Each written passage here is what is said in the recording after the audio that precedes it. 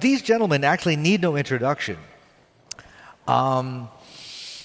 Dr. Jacques, I've spoken to both of them on the phone, and I've had fascinating conversations so far.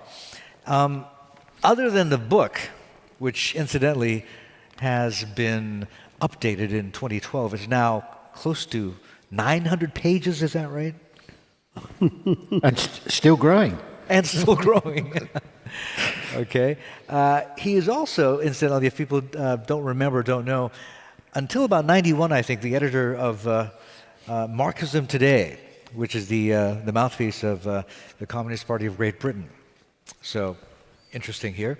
And Shashi, if you recall, about a year ago, woke a lot of people up at the Oxford Union with a speech calling for, among other things, suggesting that Britain repay India for 200 years of colonialism, even if it were, what, a pound person? A symbolic pound a year, yeah. Indeed. Okay, so both experts in their fields, also gadflies, I guess would be a good way to describe them as well. Shashi, let me start with you and bounce this idea off.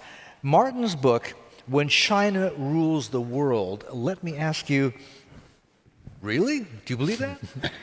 Well, Martin said, of course, that he didn't want us to take the title literally.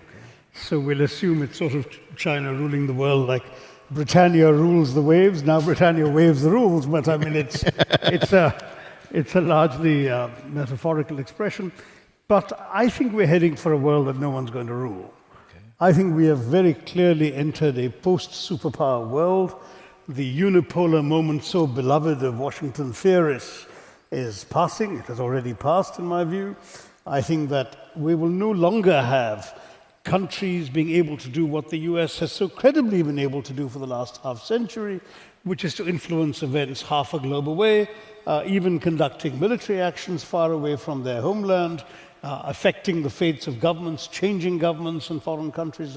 That kind of ruling the world, no one's going to be able to do it. The world has moved on. So the whole way no one may want to do it either. So the whole way we're pitching this argument or debate, China versus India, is actually A, not very useful, and B, also irrelevant, is what you're saying.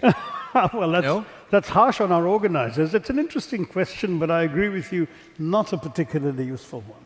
For two reasons. First of all, I think that, that lovely little drawing they had of this cup, this trophy, yes, being, tugged. There isn't a trophy. I mean, frankly, what we're looking for, I think, is to see both countries doing well by their people, and thereby indirectly by the world.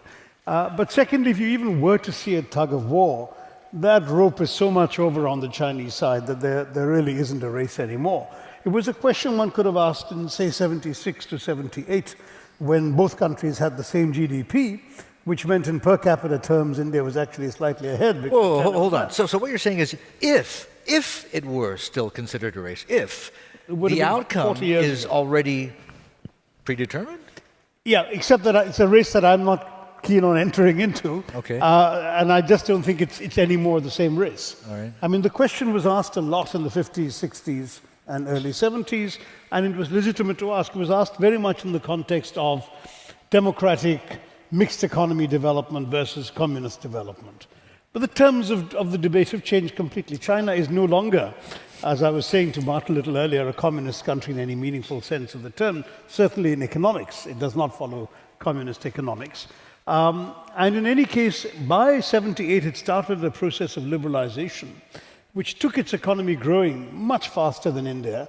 And thanks to the magic of compounding, it's gone from being an economy on a par with India to being an economy about 5 times the size of India. It's absurd for us to think in terms of a race or a competition. Okay. But I asked myself, why should I want to compete with China? As long as my people are not starving, they can have 3 meals a day, decent work, better quality of life. Let the Chinese people have it too. We're not in a race against each other. We're in a race for the same things. Interesting. Okay, Dr. Jacques, let me bring you in, or Martin, rather.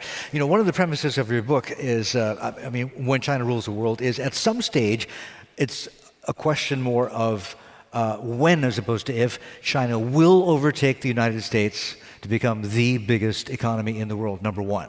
Correct? All right. Let me ask you now, though, with what China's been going through the last 2-3 years, the slowdown, worries about this debt bomb, worries about the rebalancing, worries about corruption as well. Does that push the time frame out further? I mean, is there a number that you use when China will overtake the US? Or is that even useful anymore, asking that? Well, I've always resisted putting a date because, you know, it's silly. It's not being serious. What's already we know is, according to the World Bank International Comparison Program, China overtook the size of the American economy by GDP, PPP, towards the end of 2014. That's what we know, okay, in terms of a reasonably, well, objective assessment. But China is still behind the United States, significantly so, by GDP measured by exchange rates. But as per capita.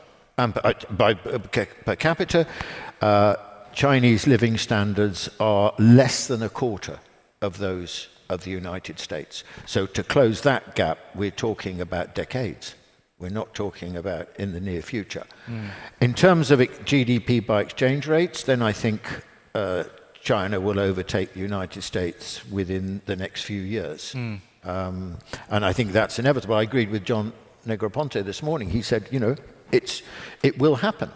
It's the figures. Okay. And so, but that in itself, it's not just about economics, is it?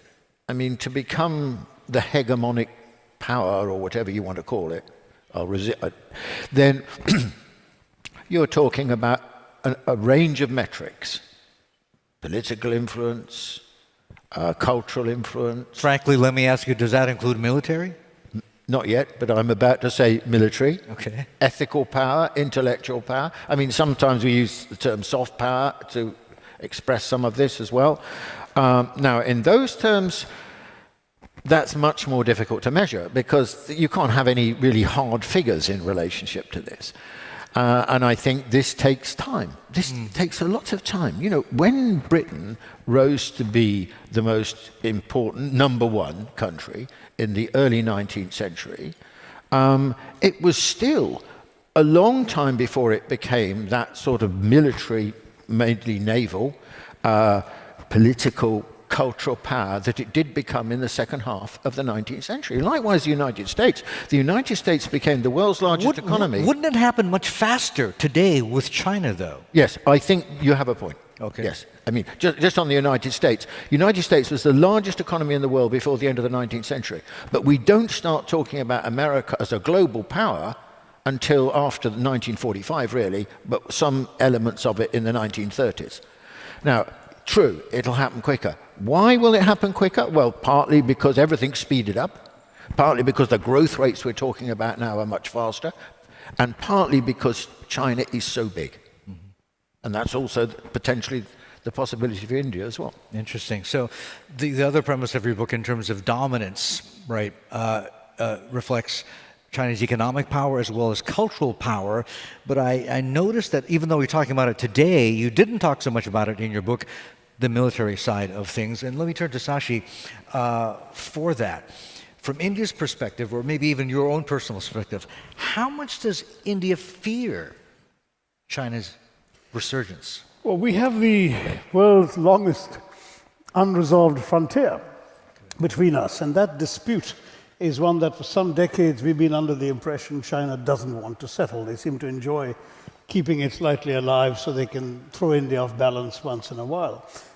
I'm not sure fear is the word, though, because increasingly there's also been a perception that it can't be in the interests of anybody in China to go to war over that border again, as China did very successfully in 1962. And the lingering legacy of 62 in India is one not so much of fear, but of humiliation, frankly. We got clobbered. Whereas in China, I think it's indifference. I think the Chinese have forgotten it. They don't even remember, most of them, that they went to war with us. So there is this difference of perception. I would like to come to this further, but I want to quickly interject though on soft power. That's the one area where I disagree with Martin. I don't think that, in fact, China is doing well on soft power, despite assiduous efforts to promote it. Everything from the Beijing Olympics to the hundreds of Confucius centers around the world are an assiduous attempt to promote Chinese soft power.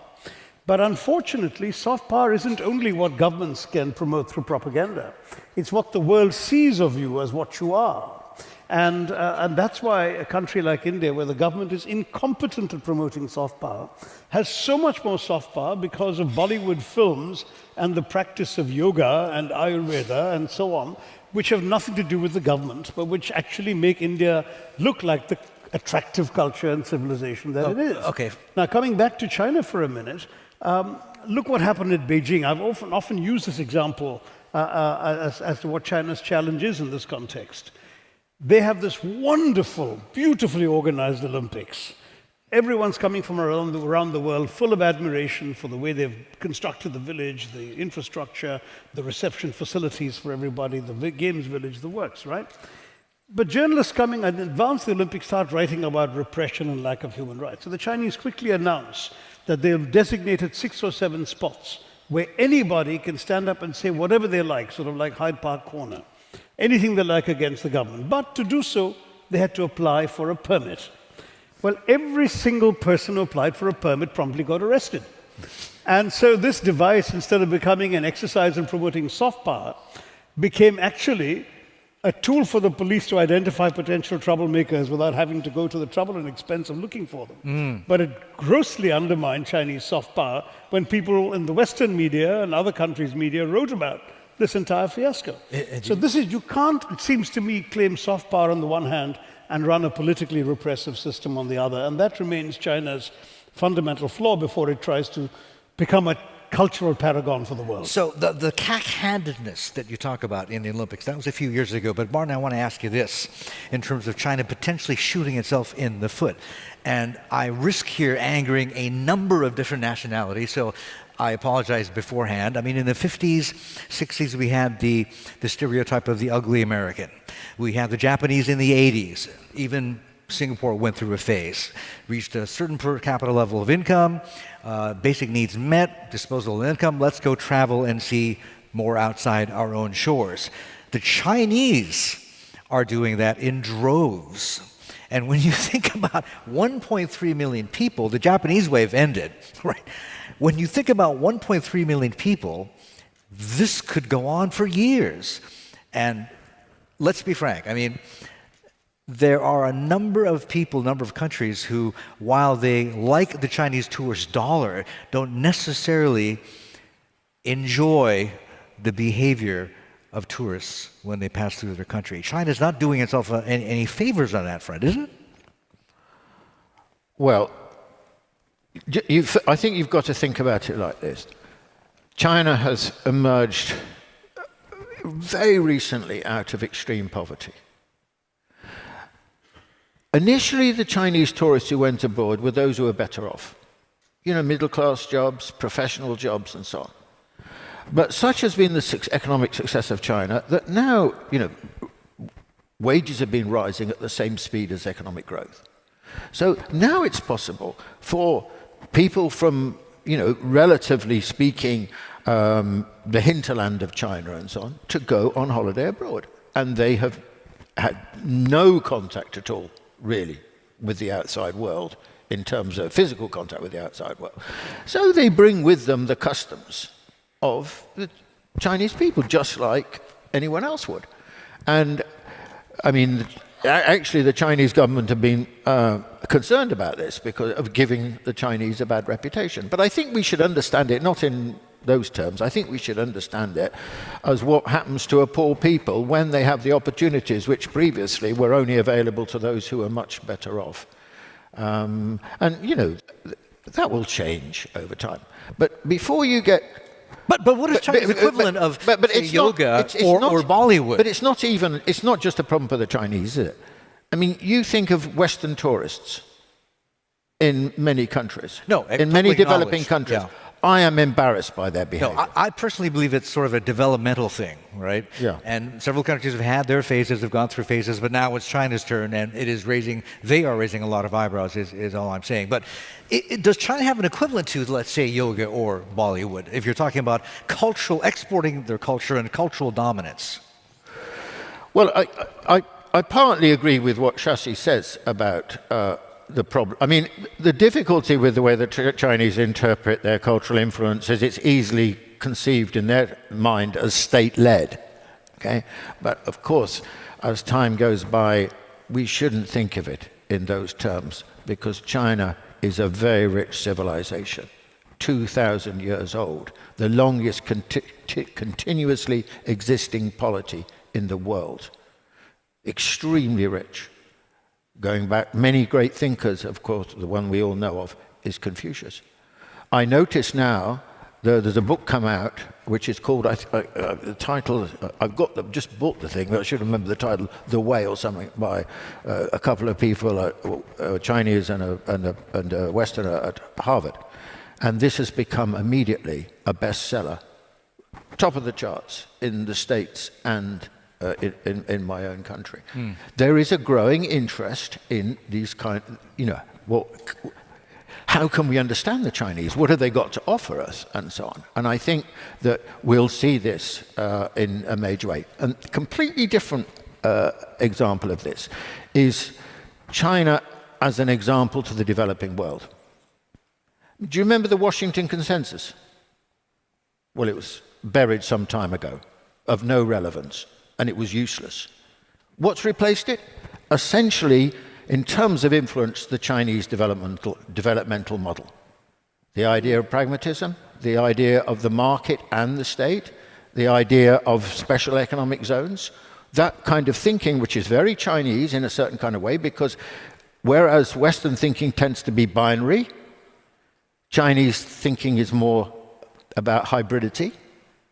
And this kind of thinking is influencing many countries in the developing world. So there are ways in, and I would call that, if you want to use the term soft power, I'm not a great fan of it, but I know it's getting at something important. I think that is an example of China's soft power. Okay, and the one way it could be dominant in that sense. Shashi, when you take a look at comparative advantages, disadvantages, on the advantages side of the ledger, right? Democracy, India. Messy though it can be, as I'm sure you know, but still a democracy. To the demographics, very much favor India. Average age, what is it? I think 27? 27 right now. It's going up old. slowly, but nothing as fast as China's. Before we get, I think I know where you're going, okay. but before you go to democracy and demography, and I'm happy to address them, I did want to come back on this business of the Chinese model of development, because it's actually not true, Martin. I have spoken to so many African heads of state and government and foreign ministers in the last 10 or 15 years. They admire China, they're grateful to China for the generosity of Chinese aid, but they do not think the Chinese model is replicable in their societies. They look on it as something in many ways impressive and awe-inspiring, but utterly foreign to them. But not for them. They them. cannot be China, they cannot try to be like China. They look at India and they say, now there's a mess just like us. They have the same sorts of problems, they have the poverty, they have the divisions, we may have clans, they may have castes. If they can triumph over these problems, we can learn from them. This is the message I'm getting. They don't believe they can learn from China, and I don't agree with Martin. You're a The point I'd like to emphasize is that the Chinese never consider themselves to be a model. Because the way the Chinese think is that they are always different. Chinese civilization is very distinct. So therefore, they don't have the kind of evangelist or missionary thinking of the West, of the Americans, will be like us. Our constitution is a model for your political arrangements and so on. The Chinese don't think like that. So it's important to recognize that the Chinese don't have an idea of exporting their model. What I mean by that, and you're right, in some countries it's not been relevant. But the countries, if they're looking for an example, look at China and think, well, is there anything that this can offer us? Okay, now we can come back to democracy and demography. So I was going to say, I mean, on the plus side of the ledger, demographics plus system of government, democracy. China, though, is just simply scale, the size of the place, number of people, etc. Plus their system, like it or not, they get things done. And you say what? And look, between 1981 and 2011, the Chinese pulled 753 million people out from below their poverty line. If you took it at $1.90 a day, that's how many people crossed above that line. We have done, at best, and not for the whole 30 years, for about 15 years, we've done about 10 million people a year, so 150 million people. Smaller numbers in other years, so maybe we'll get to about 250 in the same time China got to 750. So we know the Chinese have done well, and I'm not knocking that. But just 2 or 3 cautionary notes, and I will mention democracy and demography.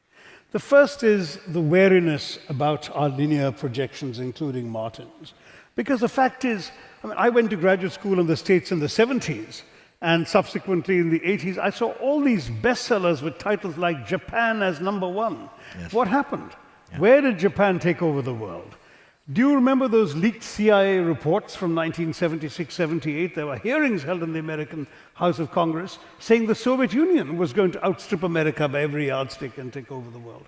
People have been wrong in the past. And assuming that as circumstances change, that you can just continue saying, well, China used to grow at 9% compounded, now it'll grow at 7% compounded. Doesn't work that way. First of all, those percentages are being questioned every year. You may remember this year the target was supposed to be 7%. The Chinese have knocked it down to a range of between 6.5 to 7. The IMF says 6.3. And the IMF says next year will be 6 and it'll stay below that for 5 years. So already the numbers and projections are being questioned by international authorities. And then, when the fundamentals change, the linear projection becomes fallible. So if, for example, China is going to go through a massive structural change into becoming a more domestic consumption-driven economy, which looks like it's necessary, you may not have this kind of growth figure anymore.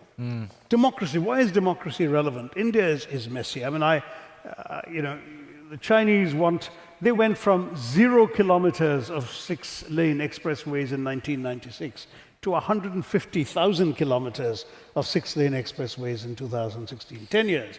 And they did it basically by drawing a line on the map and bulldozing anything in the path. Doesn't matter if it was a village, if it was an ancient cemetery, whatever, nothing. They did it, and they've created this magnificent infrastructure. In India, our entire national highway network is 92,000. Most of them are 4-lane, some of them are 2-lane that they call national highways. We hardly have any 6-lane expressways. And if you want to widen a 2-lane road in India, you will have protesters, you will have people refusing to sell you their land, they'll be going to court over compensation entitlements. The leftist parties will show up with red flags and hold dharnas and objections. Bollywood stars will come and conduct hunger strikes.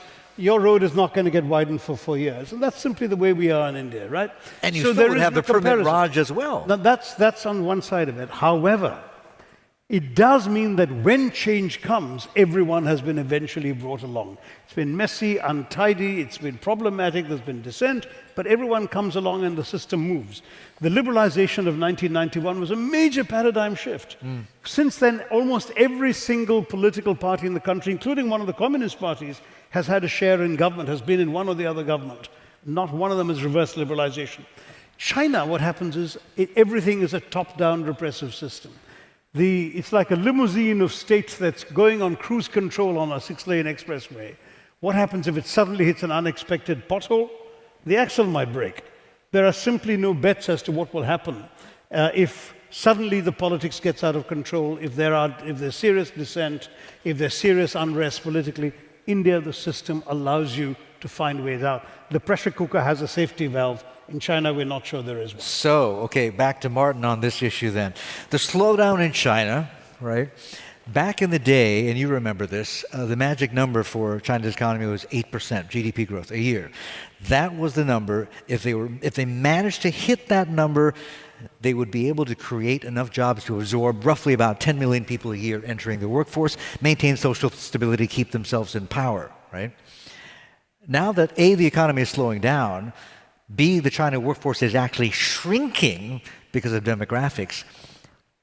What is the magic number? Is there one? I mean, obviously they're hitting it and doing at least better than that. Otherwise, we would see much more unrest than we do in China now. Well, I mean, you've sort of said it. I mean, China had to hit a certain growth rate in that earlier phase because they had to find the jobs for all the people leaving the countryside and coming to the cities. And that was a great pressure.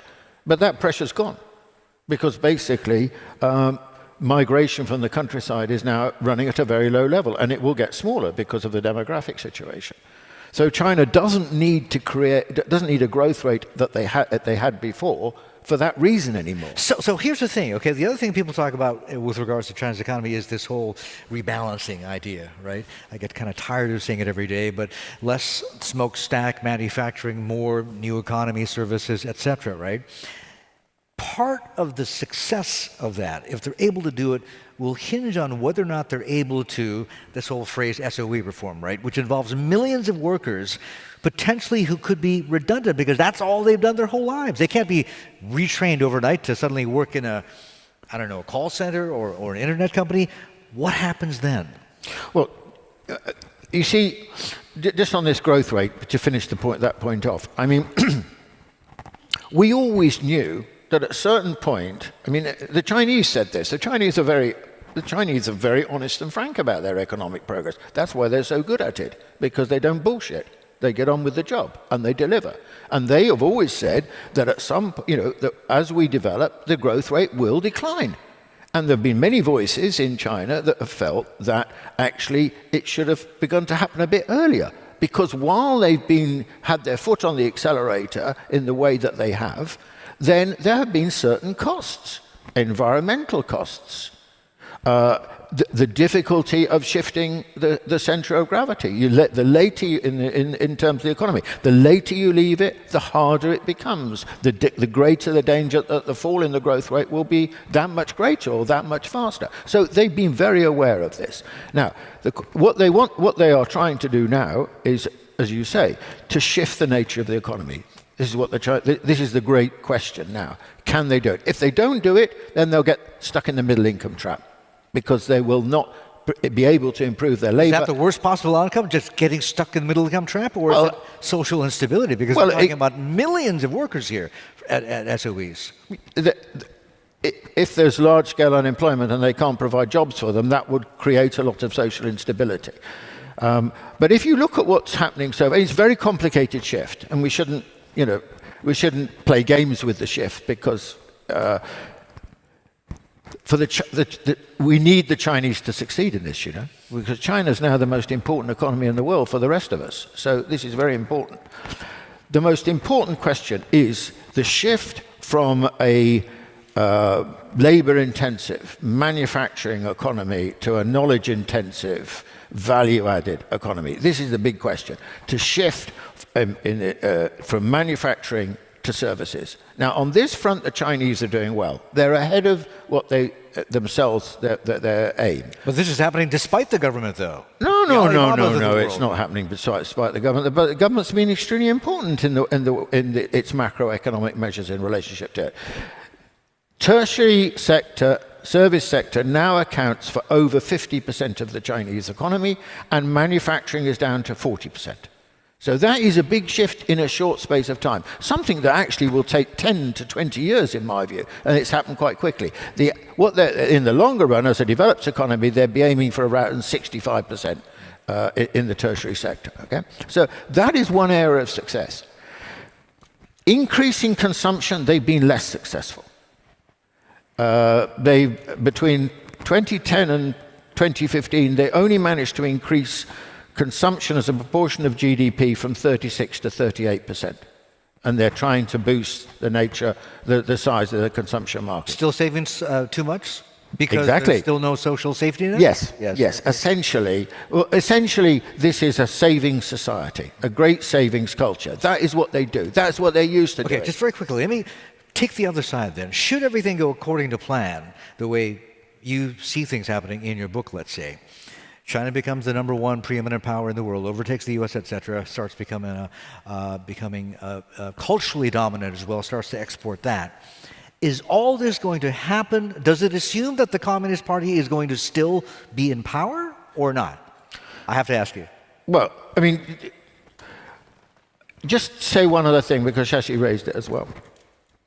And that is, we should presume the Chinese growth rate over time will continue to fall. Okay? So we got used to 10% up until around 2010, or even sometimes greater than that. But over 35 years, average of just under 10%. Now it's maybe 7%, maybe 6.5%, maybe 6%. I think the Chinese can sustain 5 to 6% over the next 20 years.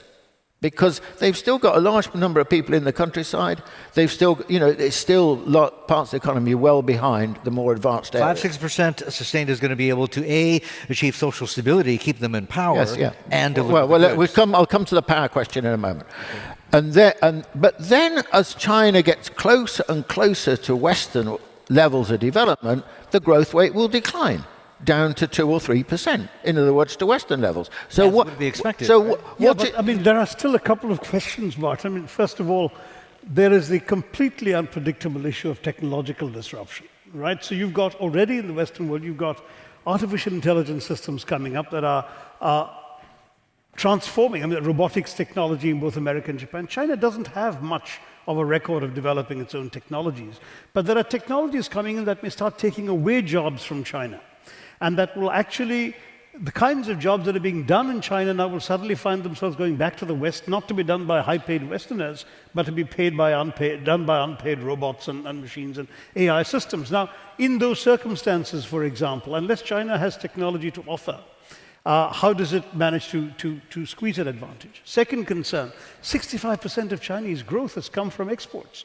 Exports are going down as the West still lumbers in recession, is unable to pull itself out of it. So you've really got to have a dramatic transformation of your domestic market arrangements in order to be able to drive growth through your own. In India, for example, some extraordinary percentage, it's slipping my mind at the moment, but certainly over 60% of India's GDP growth has come from Indians making and providing goods and services to other Indians. They've been essentially relatively less touched by what's happening in the external sector, which is the opposite of China's situation. And this is why, in some ways, China has a little more to worry about in the short term. We still haven't got to the politics of it, because if you have unemployed people, and already there's the demography we haven't discussed, where one Chinese man is supporting 4 grandparents, you don't have an efficient state social safety net.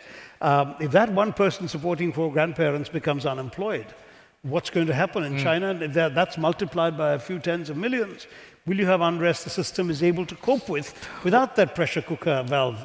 Well, there have been 2 drivers of Chinese growth hitherto. One is investment, 45% even during the stimulus period, and the other has been exports. Now, they're bringing the investment rate down now because it's too high. Because the problem with having such a high investment rate is, one, contributing to corporate indebtedness, and secondly, undermining labor and capital productivity. So they need to bring that down, and they are bringing that down. Secondly, the other driver, as you say, Shashi, is exports. Now, prior to the financial crisis, exports accounted for 35% of Chinese GDP. It's now roughly 24%. And I think that this is probably, I don't know whether it will stay like this, but it certainly won't go back up to what it was before. And it's undesirable for all sorts of reasons for it to go back and forth. So the Chinese need to have new drivers for their growth. And the new drivers have to come from the new sources of technology and production. So, for example, and you're wrong, by the way, about the Chinese not being innovative. In lots of areas, they've become extremely innovative. And examples? Well, for example, in the internet, Alibaba is a very advanced expression. Alibaba is bigger than Amazon and eBay put together. But it's last year, the others aren't allowed to compete. I was going to say. Well, what about the 40,000 cyber police employed by the Chinese? Alibaba is not a state company. Internet is not exactly a free field. Alibaba is a private company. No, but and Baidu is a private company. The internet.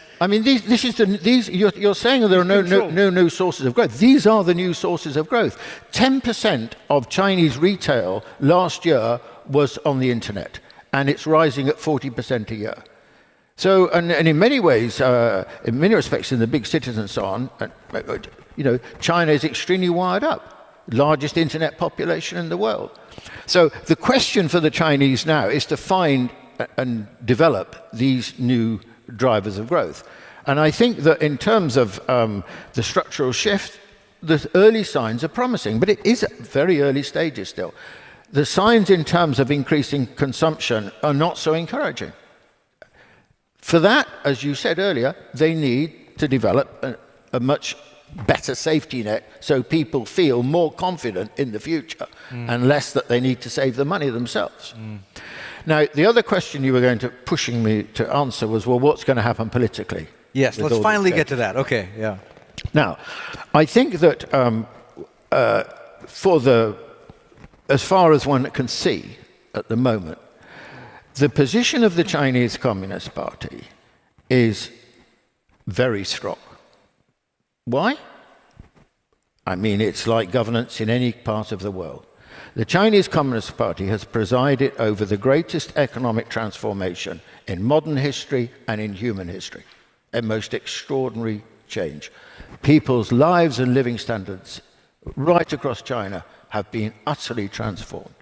So for that, the Chinese Communist Party enjoys the support and the legitimacy of any political organization which presides over that kind of transformation.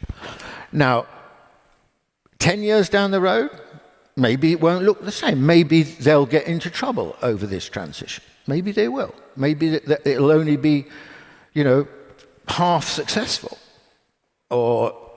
And maybe the living standards will be affected. Maybe, you know, at the moment, last year they created 11 million jobs. So they can still, so unemployment is very low in China. But maybe they'll run into more difficulty. I mean, I don't know. I haven't got a crystal ball. But I certainly recognize these changes are very difficult. But for the foreseeable future, the Chinese Communist Party, I think, is very secure. How far is the foreseeable And future? I'll say something else, and that is, political stability in China is not just an interest of the Chinese. It's also a global interest. What interest have we got in mass political instability and potential implosion in China? The impact of that globally would be far, far greater than what happened in 1991 with the collapse of the Soviet Union. Why? Because China is now the second largest economy in the world, and the fallout from things going wrong on an extremely large scale would be disastrous globally. Let's be blunt. What you're talking about is if and when Xi Jinping does not have the military, the PLA, under his heel as he has done now, has been able to do by now. I think that, let's say, I mean, what's a scenario? A scenario would be growing dissatisfaction, growing instability, large demonstrations, riots, then beginning to be divisions within the Communist Party at the higher levels and so on. I mean, I don't think this is at all likely. I'm not saying it will never happen, but in the next 10 years, 20 years, I think it's very, very unlikely. But the consequences, not only for China, but the world of this happening would be very, very serious. Okay. All right. I agree with Martin on that, by the way. I think we all want to see China succeed. I hope we all want to see India succeed, and for comparable reasons. You don't want to see these big countries failing their people and thereby failing the world, because instability will be chaotic. But my argument, going back to the very first question in that video they asked, is why can't the two countries cooperate much more?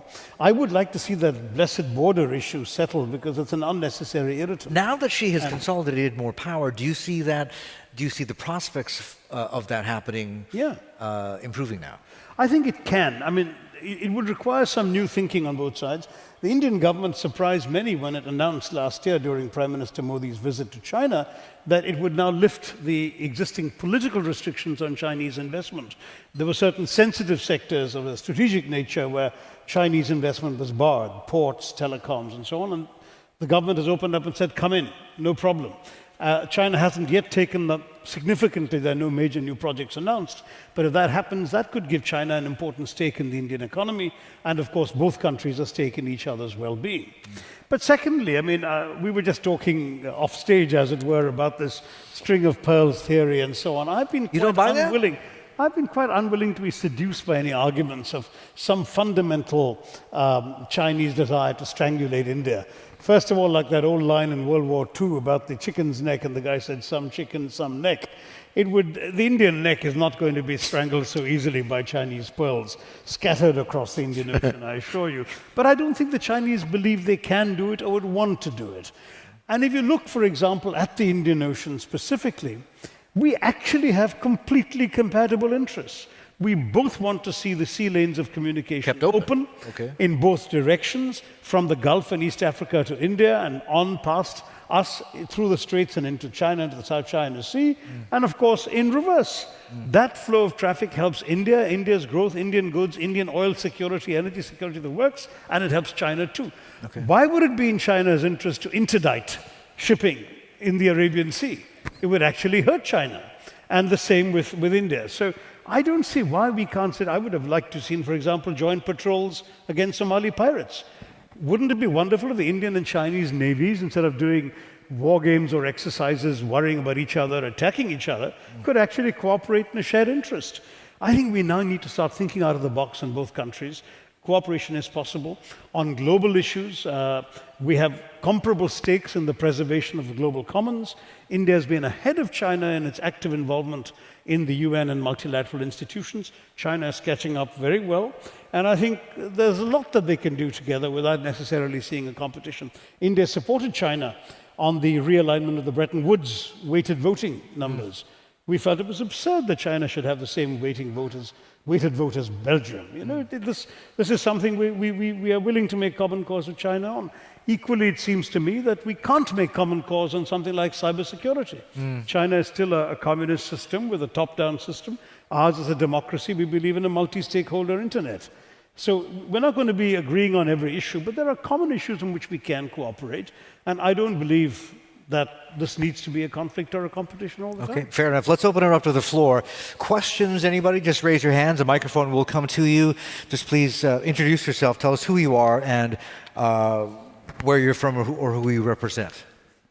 It's got to be at least a couple. Come on, don't be shy.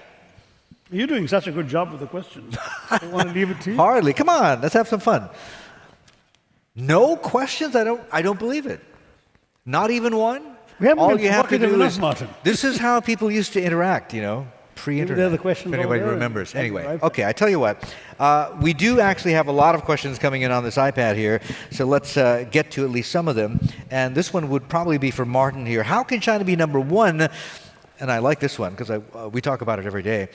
If the moment the average Chinese becomes rich and successful, they send their children and capital overseas. This is somewhat less true about India, although a similar phenomenon exists there as well. This is understandably so from Anonymous.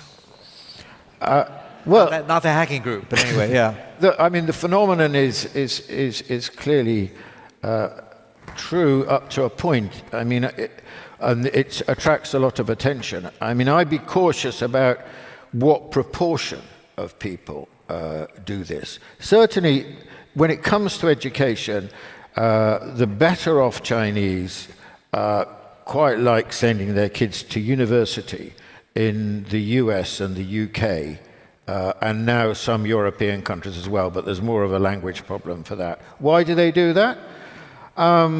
Well, I think that they think it'll give their kids an advantage, although still, of course, the great competition in China is to get to the top universities like Tsinghua, Peking, Fudan University, and so on. Doesn't it say, though, that they don't rate their own system, they don't believe in it, they don't trust their own system? And no, so how can China be number one? Look, I think it's if you can do it, and the kids want to do it, and they feel it's going to advance their interests, then why not, is probably the attitude. I mean, let's be honest about it. My son has just got a place at Stanford in the States. Why isn't he going to a UK university? Well, actually, he was the driver of this, not me. But, I mean, it's an international phenomenon. And the Chinese, as they integrate with the world, will display some of the characteristics that we see in the West. In terms of their capital, well, clearly there are some Chinese who get it out because they are worried about arbitrary regulations and so on being introduced by the government, and they think that if they put the money abroad, it's going to be safer. But it's still a fairly limited phenomenon, but it could become bigger. It could become bigger. All right, I've been told in very large type that there is a question in the back of the room, so if you could raise your hand and let us know where you are. I can't see it just yet. Am I misinformed? Ah, there. Please, sir. Or yes. Please go ahead. This question is for Dr. Shashi.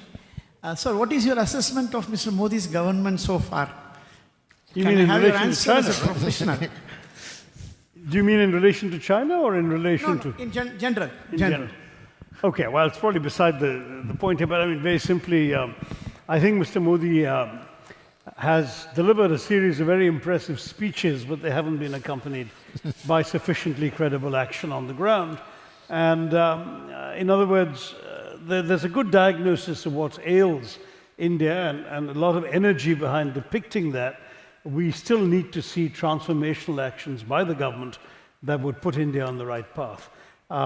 Despite that, India is the largest, fastest growing major economy in the world. So the fundamentals are there, but the things the government can do to make that much better and improve it, that the government hasn't yet done. Okay.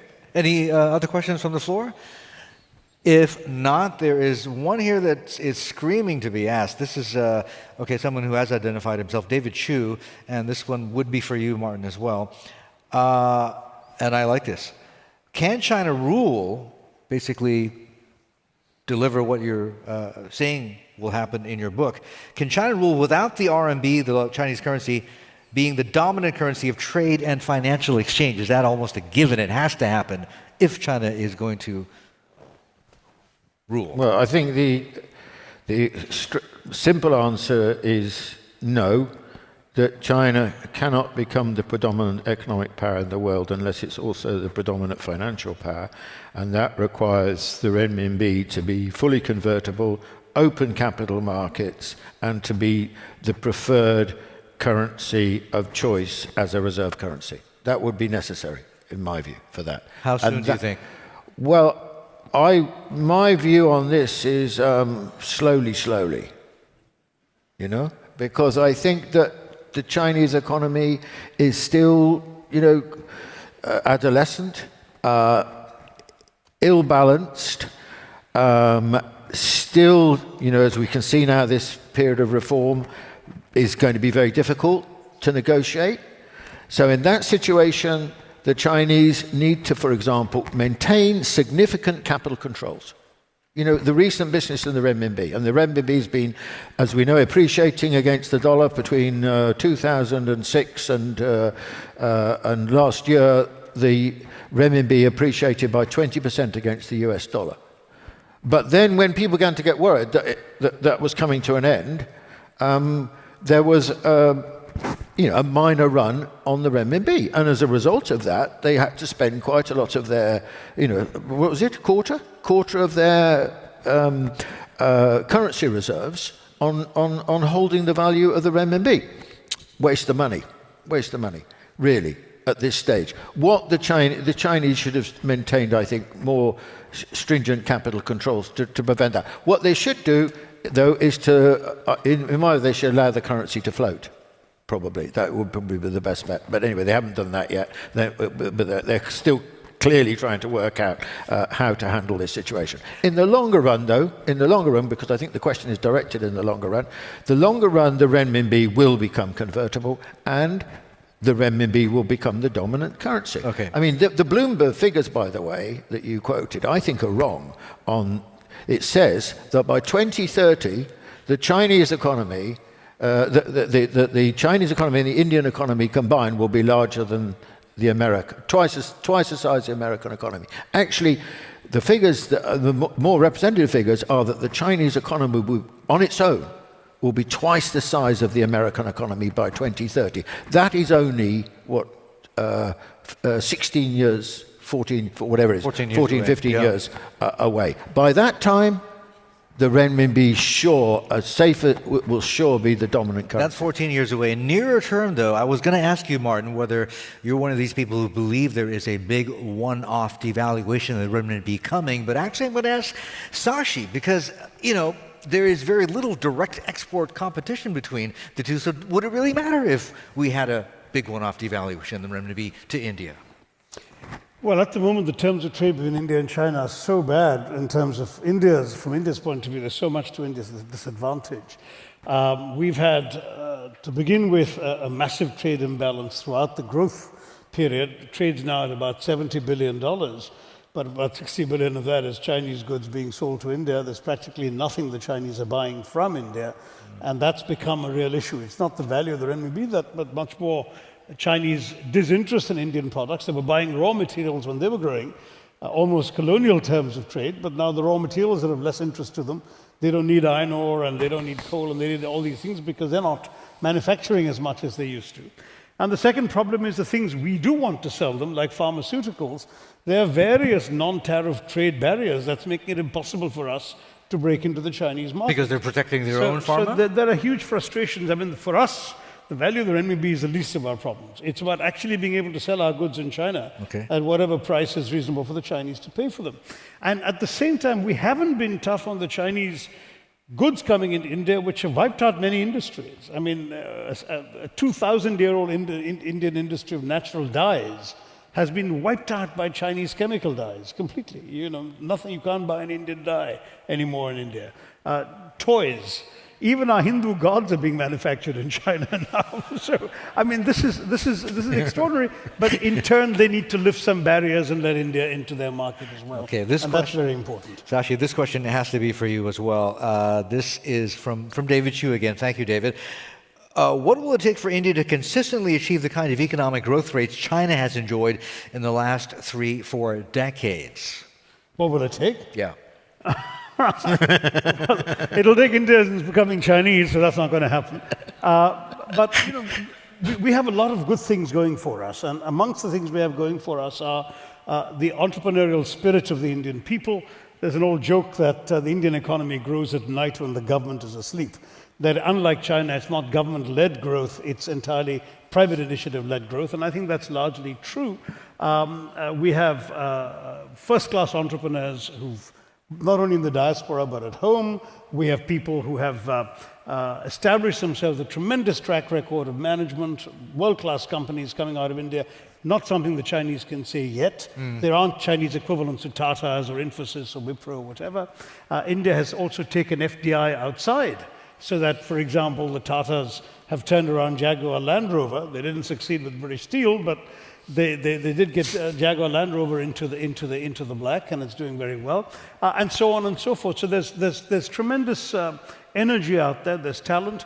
There's a huge domestic market which has been functioning. Domestic consumption's up.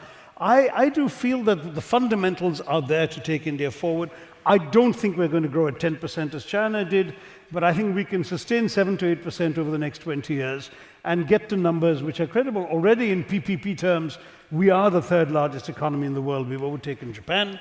And in exchange rate terms, we could draw level with the US around 2050 to be second to China. Those are the projections by Goldman Sachs and that's others. not a bad place to be either. It's entirely feasible. The challenge is, of course, for us that we have this huge opportunity, which is also potentially a disaster, and that's demography. 65% of our population is under 35, 50.1% under 25. The people who are ready to start work are all in India now. The ILO says that we've got 116 million people between the ages of 20 and 24 in the year 2020. China will only have 94 million at the same time. We could be the dynamic sort of workforce for the world. Right. We have to train them, equip them. We have to have an infrastructure and a manufacturing industry to absorb them. Final thought. Would it be fair to say, unlike, let's say, China, in India, if you're not able to, let's say, maximize this demographic dividend, right? You have a lot of people without jobs. The government cannot deliver. The difference with China is you will not have so much a revolution, you'll just have a different government. Yeah, we just keep changing governments and elections. Though, in fact, right now we have a government with a secure majority for 5 years. Would have been a great opportunity to do more than they have done. They've allowed themselves to answer that question more fully, to be distracted by unnecessary issues, cultural issues of religious chauvinism and so on, which have needlessly distracted the government and the nation from the real agenda of economic growth and transformation, where they would have found people willing to back them across the spectrum. That's one thing where the Chinese system, because of its rather rigorous control, has been able to avoid. There has been a single-minded focus on getting rich. And I think that is the real answer to your question. That's what it would take to make India grow like China, is if we can focus single-mindedly on getting rich. Oh, okay. I think many people would agree Maybe with we're you not capable on of that. Now, I'm going to get spanked by our Credit Suisse minders, but I'm really just too tempted. I have to ask this question. This is from, let's see here, Raj Chitrani. And I assume this would be for Shashi, although Martin can have a crack at this too. Raj is asking, to what extent do caste and communal differences hinder India from realizing its true potential? Does the fact that China is culturally more homogenous than India give China a very strong edge? Shashi, first go. Well, yes, we have all these differences, but the great strength of India has been, it's been an outstanding example of the management of diversity in the developing world. The fact is, many societies have that diversity. As I said, the Africans look at us and they see many similarities. The question is, how do you manage that? Is it always going to be a source of conflict? When conflict erupts, are you able to diffuse the conflict effectively? And through our democracy and our system, we have been able to do that. I think one of the great unsung accomplishments of 70 years of Indian democracy, look back at articles in the 1950s and 60s predicting India's imminent disintegration. The London Times and places like that, Neville Maxwell, a big China fan, wrote articles saying this is going to be India's last election, he wrote in 1967. Well, there have been a dozen more since. The fact is that people didn't see how India would hang together, but India managed the difficult art of saying you can be divided by caste, creed, color, culture, conviction, cuisine, custom, and costume, and still rally around a consensus. And that consensus in a democracy like India is on the fundamental principle, which China doesn't have, that you don't need to agree all the time, so long as you agree on the ground rules of how you will disagree. So our success is that we manage to maintain consensus on how to manage without consensus.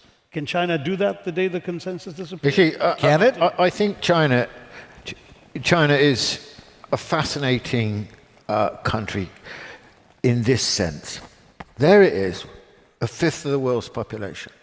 The longest continuous existing policy in the world, as I mentioned earlier. And if you look at the map, what happened to all the old empires? All the old empires have disappeared. And there's China, which started off as an empire, and it's still there. Now, how is it still there? What's the key? I think there is one key factor behind the fact that China still enjoys this sort of cohesion. It is? It is that China consisted of a multitude, historically, of many different races and ethnicities. And yet, over time, the process of Hanization, that is, people regarding themselves to be Han, which has become not quite but almost synonymous with being Chinese, was a remarkably successful process. It's taken 2,000 years. But if you look at the population surveys now, over 94% of Chinese think of themselves as Han. That is an extraordinary fact.